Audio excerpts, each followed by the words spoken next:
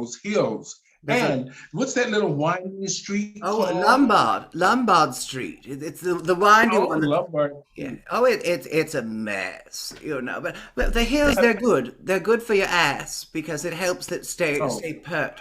It's a now, wonderful town. now, have you ever gotten dragged in your car in a convertible and driven down Lombard Street? Well, I don't believe in convertibles, therefore they don't exist. No, I'm kidding. So have I gone down Lombard in? I've been down Lombard in drag. I did a photo shoot on Lombard years ago, and I felt very, Audrey Hepburn in Roman Holiday on the back of a Vespa, which was terrifying because No. it was a So, spectacle. so what are you doing now for Christmas? I Well, know you're performing at Feinstein's tonight. yes. Oh, no, Feinstein's next weekend, the 17th and Oh, 18th. next My weekend. holiday Okay. spectacular, now in its fourth to 15th tinsel coated year. Tonight I'm doing a little show called Misfit Cabaret with Kat Robichaux, who was on a little show called The Voice, and I'm just singing one number. It's an in and out kind of gig at the Alcazar Theatre. It should be fun, and the holiday show. It's one of my favorites. I just love doing it because I love the way that you Americans celebrate the Christmas. The holiday season. When I was a little girl growing up in Moscow, not that I was ever little. But I was young Oh, once, long, long ago. We didn't oh, celebrate the way you do here. There were no Christmas tree, trim and decoration by at Tiffany's, no dreidels made of the clay. Yet the average Soviet child, for the Christmas, they might get, I don't know, some candy, a coat, maybe some boots for working in the bottle factory after school. So I uh-huh. love to celebrate here. Now, of course, I'm actually Jewish. Yeah, I converted to Judaism. Oh, I did, yes. I was friends with Sammy Davis Jr. Do you know who Sammy Davis was? Well, Sammy reminded me a lot of my late husband. They were both 5'3" and only had one eye. That's where the similarities ended. But Sammy told me about a religion where you have a cocktail hour and then 4 glasses of wine before dinner. Sign me up. oh, And that's how I converted to Judaism. One of God's chosen oh. people. So I know that you're in are you in an open relationship with Alata? Is that your partner's Yeah, name? no. Alana is one of my dearest friends. She's a burlesque dancer, Alata Boutet, and she and Oh, I do okay. have yes. She and I do have a drag daughter who was on RuPaul's Drag Race, Honey Mahogany, in season 2 or something. Oh, So we have a good drag children together, I suppose. So you were for Christmas you were pulling Oliver Twist, were you?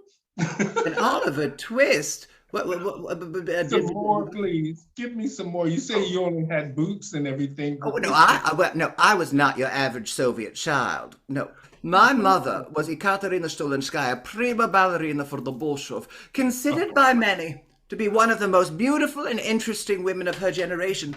Apparently, the apple doesn't roll very far from the bushel. Well, men, they threw themselves at Mama. Artists, party members, leaders of industry. And it wasn't long Mhm. before my mother became the final mistress of Joseph Stalin.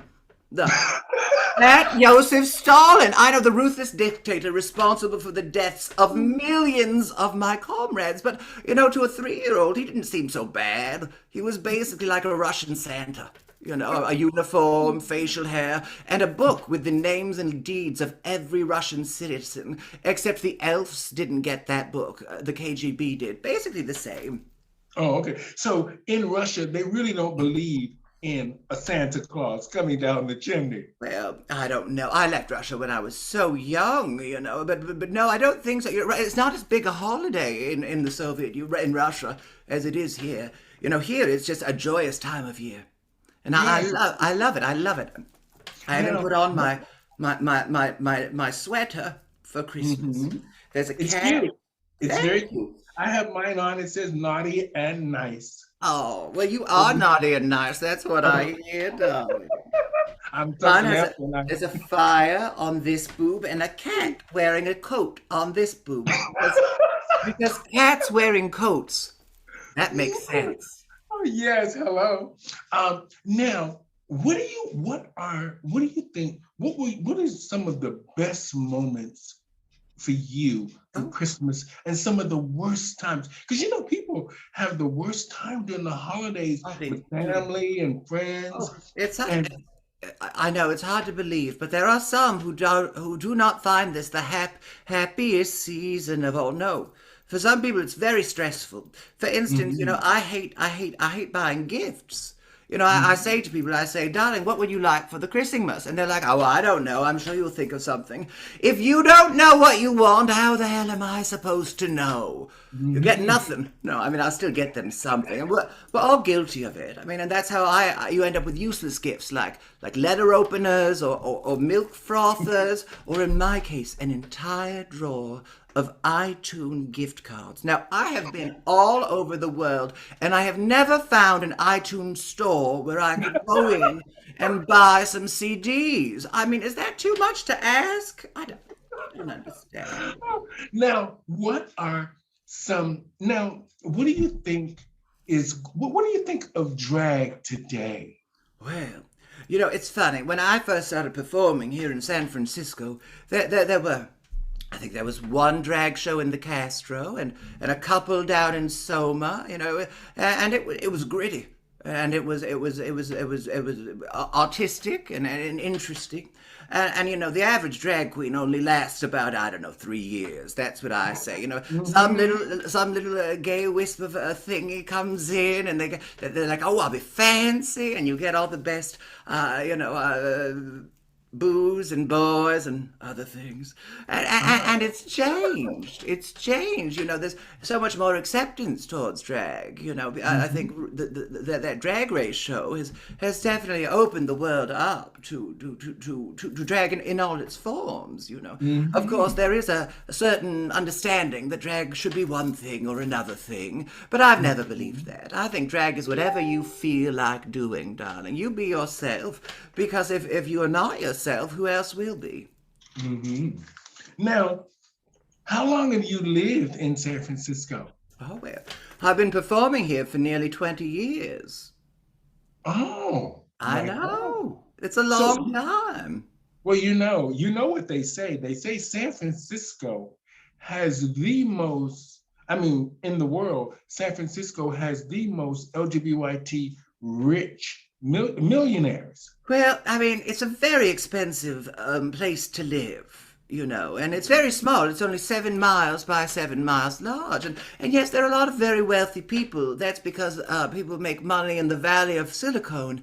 And, and, Oh. and, and, and yes, and then they choose to live in San Francisco.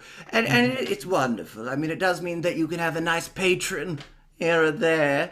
But it is hard, getting started out as a young person. It's a very expensive thing to go into, the drag, or so I hear. And I feel that in San Francisco it's even harder because of the extreme cost that it takes to live in our fair city by the sea. Luckily, my apartment is rent control, so they're going to have to take me out of here heels first. Oh. So now I haven't been to in San Francisco, like I said, in many years, but the most exciting part of San Francisco I found was Fisherman's Wharf. Oh, yes. I haven't been to the wharf, and Fisherman's Wharf is one of those places where everyone goes when they come to San Francisco. But people who live in San Francisco, we don't go there very often because it's hard to get there. I mean, it's far away, and there are sea lions, seals that hang out there, and I don't want to get close to a seal. Now, No, I now, don't. what do you think? Do you